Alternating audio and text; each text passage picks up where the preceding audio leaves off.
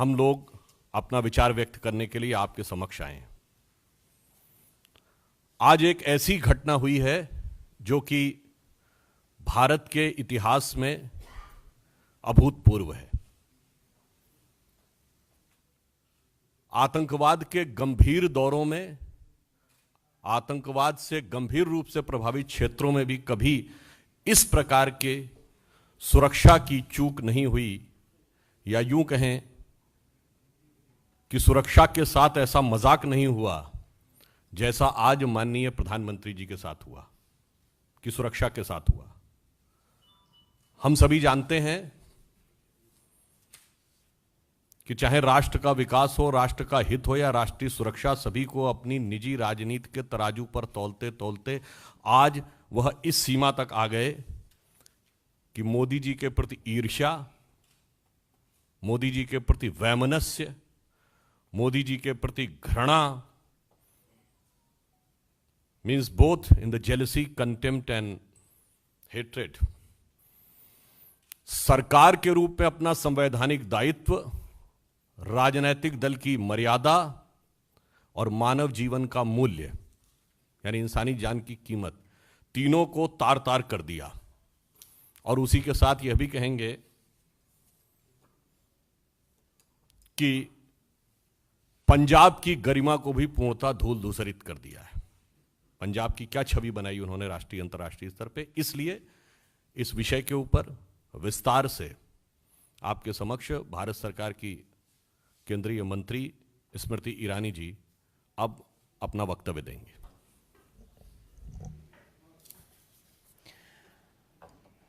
Planted political instruments today were given political patronage by the Congress government in Punjab to breach the security of the Prime Minister of India. Never before in the history of our country has a state government knowingly constructed a scenario where the Prime Minister of the country will be brought to harm. Never before in the history of our country were police functionaries in a state directed, convenienced to breach the security of the Prime Minister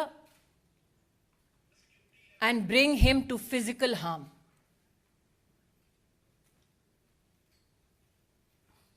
As a member of the Bharatiya Janata Party,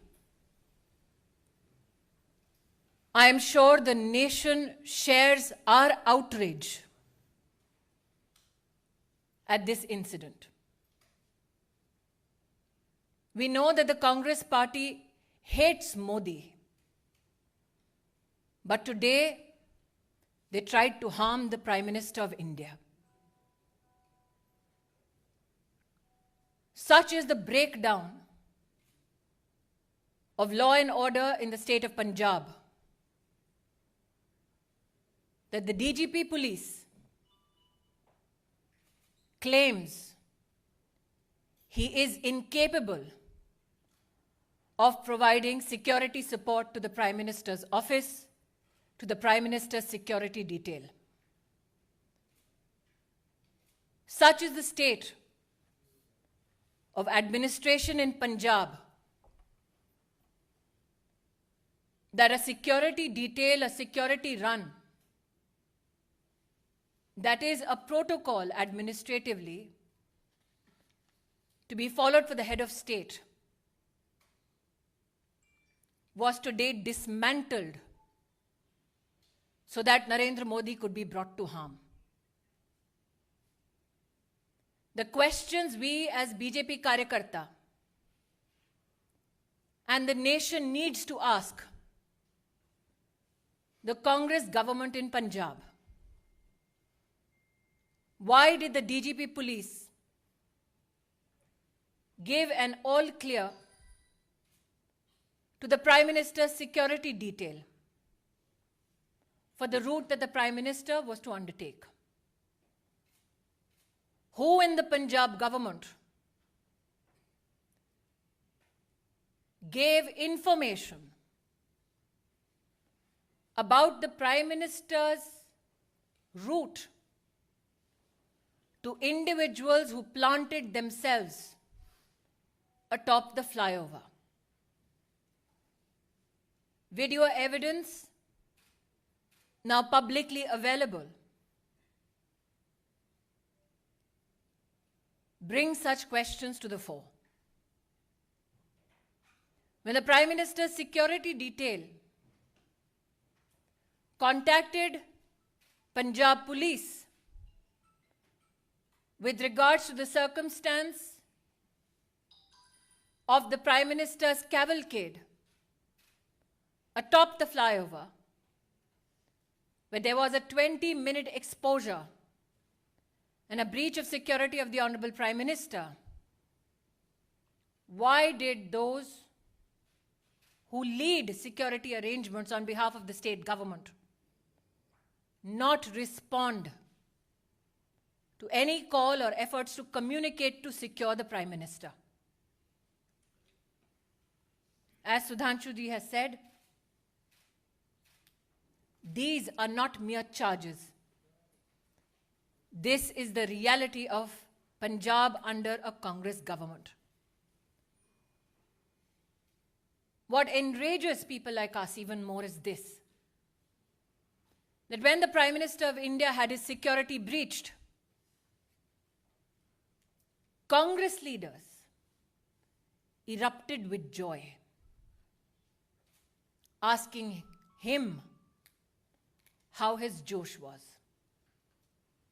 The Prime Minister, magnanimous as ever, it is reported in the media, on his way back, it seems, communicated कि जिंदा लौट रहा हूं. I would like to tell the Congress establishment, Modi became the Prime Minister of India with the blessings of the people of India. Narendra Modi went to Punjab today to dedicate projects worth 42,000 crores for the people of Punjab. When you can't answer on issues of development, this is the depths to which you will fall. The questions, I repeat. Why was the Prime Minister's security detail given a false clearance of the route that the Prime Minister was to be undertaken? Why did the security detail not receive any response from the state administration when the Prime Minister's security was breached and there was an exposure in his security for 20 minutes? And why did the Congress leadership erupt with joy when the Prime Minister of your country and mine had his security breached? Planted political instrument today sought to bring harm to the office, the institution of the Prime Minister of India. We, as a political organization and citizens, would not reduce ourselves only and limit ourselves to expressing rage, to expressing anguish. We now demand answers.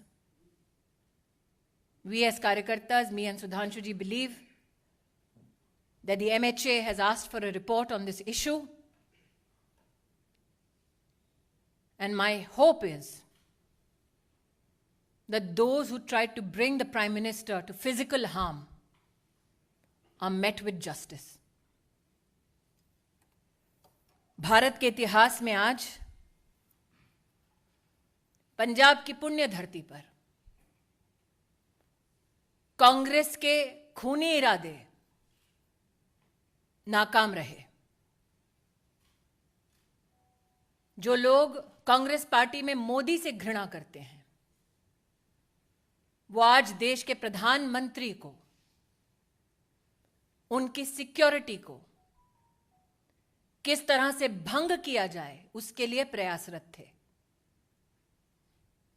जो आक्रोश आप मुझ में और सुधांशु जी में देख रहे हैं, वो मात्र हमारे राजनीतिक संगठन तक सीमित नहीं है।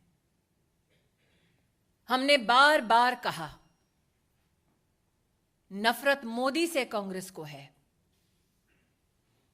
हिसाब हिंदुस्तान से और हिंदुस्तान के प्रधानमंत्री से ना कीजिए। पंजाब सरकार को, कांग्रेस को आज जवाब देना होगा। प्रधानमंत्री किस रूट से एक स्थल पर पहुंचते हैं, उस पूरे रूट की सुरक्षा का प्रबंध और कोई भी गतिरोध नहीं है, ऐसा आश्वासन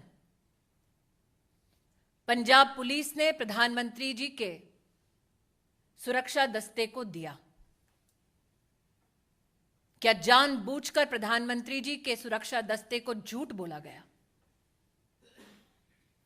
प्रश्न 2, प्रधानमंत्री जी के पूरे कैवलकेड को जब रोकने का प्रयास हुआ, 20 मिनट तक जब उनकी सुरक्षा भंग की गई, जिन लोगों ने प्रधानमंत्री की सुरक्षा को भंग किया, उन लोगों को प्रधानमंत्री की गाड़ी के पास तक, उस स्थल तक किसने और कैसे पहुंचाया? क्योंकि हिंदुस्तान में हर नागरिक जानता है कि प्रधानमंत्री की इस वक्त की मूवमेंट कहां, कब, कैसे हो रही है, यह साधारणतः जानकारी उपलब्ध नहीं होती। उस क्षण किसने उन लोगों को फ्लाईओवर पर भेजा, ठहराया, व्यवस्था की, इसका जवाब पंजाब की कांग्रेस सरकार को देना होगा। इस घटनाक्रम के दौरान कांग्रेस के युवा नेतृत्व ने जोश का, उत्सव का इजहार किया। किस बात का उत्सव है उनका? किस बात का जोश है कि देश के प्रधानमंत्री को मौत की कगार पर ले गए थे? मुझे आक्रोश इस बात का है कि जब सुरक्षा कर्मियों ने पंजाब सरकार से उस समय संपर्क साधने की कोशिश की, तो मुख्यमंत्री के दफ्तर से किसी ने भी संवाद नहीं किया। किस बात का इंतजार कर रही थी कांग्रेस की सरकार पंजाब में? शायद इसीलिए मीडिया में जो रिपोर्ट्स हैं कि लौटते वक्त प्रधानमंत्री जी ने, शायद मीडिया में कुछ लोगों ने इसको रिपोर्ट किया है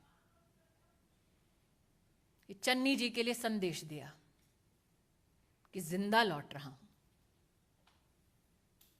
मैं आज कांग्रेस पार्टी से कहना चाहती हूं, नरेंद्र मोदी देश के प्रधानमंत्री बने देश के नागरिकों के वोट और आशीर्वाद से। उन्हें ध्वस्त करना है तो इलेक्शन में करते हैं। ये साजिश रचने की क्या जरूरत थी? इन सभी सवालों को मात्र मैं या सुधांशु जी नहीं पूछ रहे, राष्ट्र भर में ये सवाल उठ खड़े हुए हैं। लेकिन वो लोग जो इस षड्यंत्र का हिस्सा हैं, उनसे कह दो कि मेरा विश्वास है कि न्याय निश्चित रूप से होगा। बैर मोदी से है, लेकिन देश के प्रधानमंत्री का बाल बांका करने की ये साजिश, इस साजिश को देश समर्थन नहीं देगा।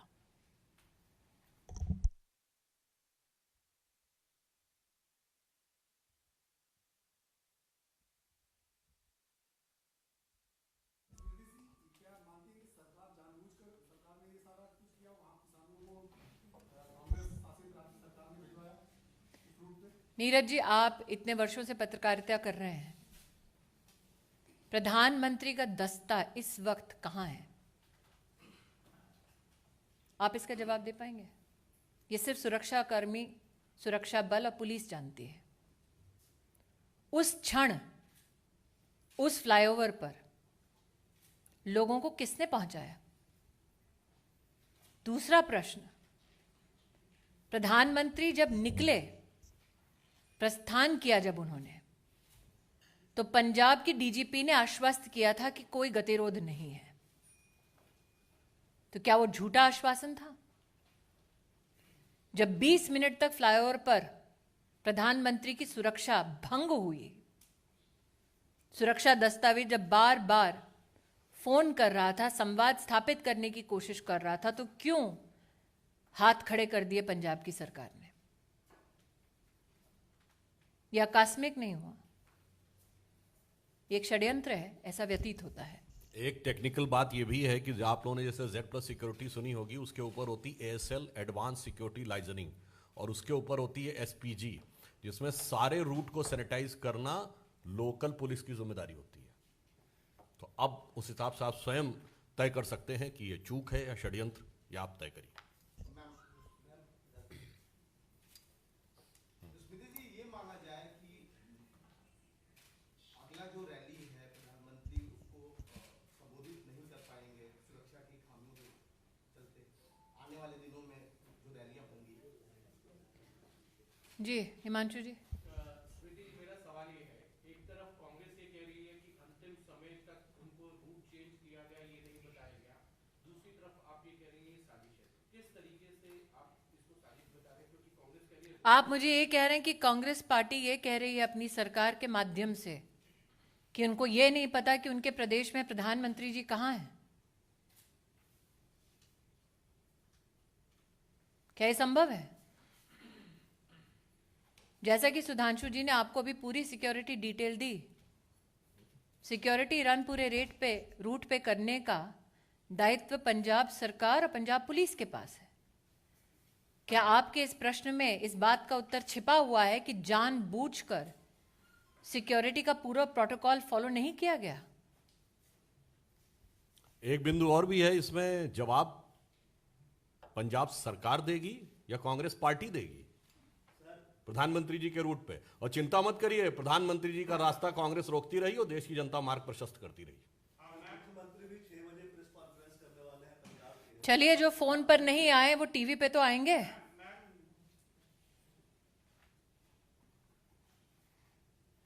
फोन पे आ जाते सुरक्षा कर्मियों के लिए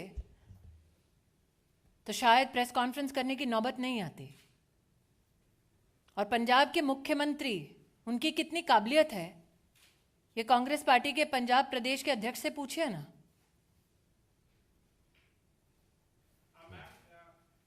न्यूज़ 18 के साथ एक्सक्लूसिव बातचीत में चन्नी में जो मुख्यमंत्री, उनका कहना है उन्हें मालूम नहीं था कि वो सड़क मार्ग से जाएंगे।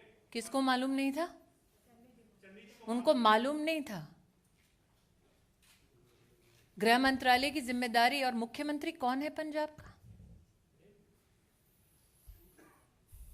उनको मालूम नहीं था कि पंजाब पुलिस ने किस प्रकार का आश्वासन दिया है, क्या सिक्योरिटी प्रोटोकॉल है? उनको मालूम नहीं था कि उनको और उनके ऑफिस को संपर्क करने का प्रयास कर रही थी सिक्योरिटी डिटेल? उनको मालूम नहीं था। लेकिन उन लोगों को मालूम था जिनको प्लांट किया गया फ्लाईओवर के ऊपर, मुख्यमंत्री को मालूम नहीं। जी, फिरोजपुर के एसएसपी को सस्पेंड किया गया है, तो क्या इतना काफी है और ये अकाउंटेबिलिटी से उन्हीं की है? pawns have been sacrificed. प्यादे को त्यागा है, बिसात जिसने बिछाई जवाब उसको देना है। प्रधानमंत्री जी की सुरक्षा का निर्णय राज्य स्तर के एजेंसीज लेती हैं कि जिले स्तर पे? और जो आपने कहा कि वो कह रहे हैं कि उनको मालूम नहीं था, इससे स्पष्ट है कि पंजाब के मुख्यमंत्री का पार्टी संगठन से तो समन्वय था नहीं, और प्रशासन से भी समन्वय नहीं है। तो ये जो स्मृति जी ने कहा, सरकार किस गति या दुर्गति के साथ चल रही है पंजाब में, यह स्पष्ट हो जाता है।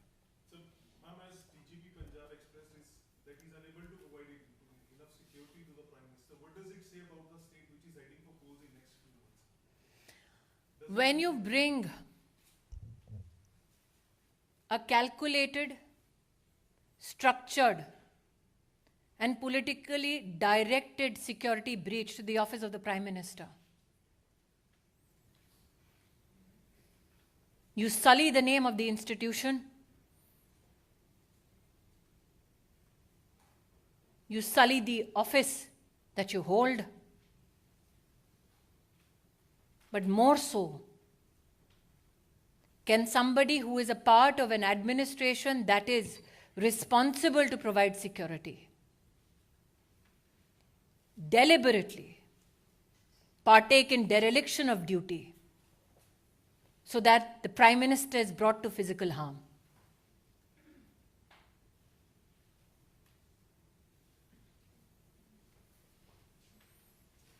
Yes, Balu. Are you suggesting that the Cops and the protesters connived, that there was a conspiracy between the Cops and the protesters? I'm asking you again what I asked of Neeraj. You are a journalist of repute. Can you currently tell me where can a political leader who has the highest security in this country be physically, right now, be available? That is an information only available to security agencies and police that is supposed to give ground cover. It seems now from the questions that have been posed in this conference that the CM of Punjab did not know where the Prime Minister was. But 5, 6, 7 men were a few feet away from the Prime Minister, which the DGP claimed was an area clear. How did they know? Who got them there?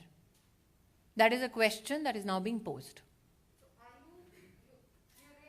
My questions have been more than clear. My questions have been more than clear.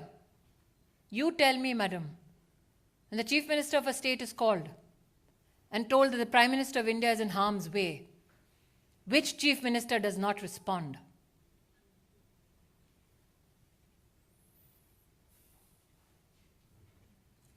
वो देश के प्रधानमंत्री हैं, मात्र BJP के नहीं.